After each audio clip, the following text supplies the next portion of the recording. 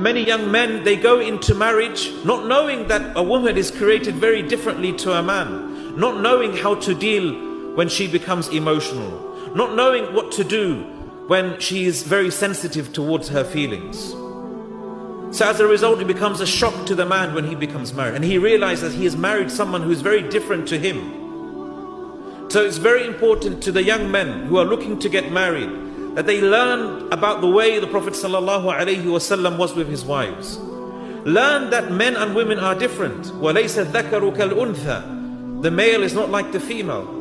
And if you are a father, then take your son, sit him down and educate him about the rights of a wife. Educate him about what it means to be a husband. Warn him about abusing his wife. Warn him about not oppressing his wife, because this is a reality that we see day in and day out, my dear brothers.